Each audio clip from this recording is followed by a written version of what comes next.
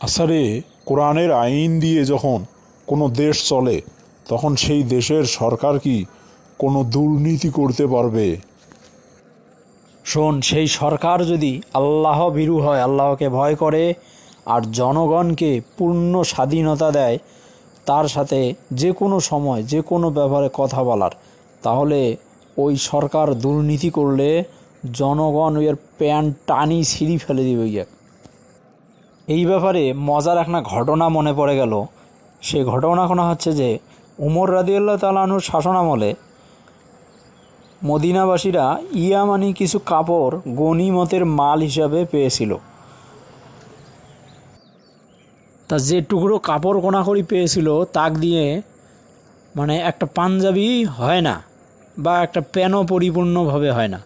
তা উমর রাদিয়াল্লাহু তাআলা আনহু কী করলেন, তিনি তার যেটুকু কাপড় পেয়েছিলেন তার ভাগের টুকু এবং তার ছেলের ভাগের টুকু দিয়ে একটা জামা তৈরি করলেন।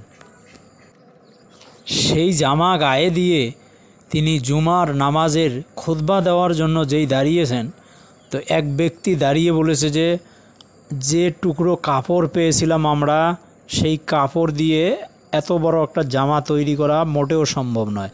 তো আপনি কিভাবে জামা তৈরি করলেন তার উত্তর দেন, তারপরে আপনার খুতবা শুনবো, না হলে নয়।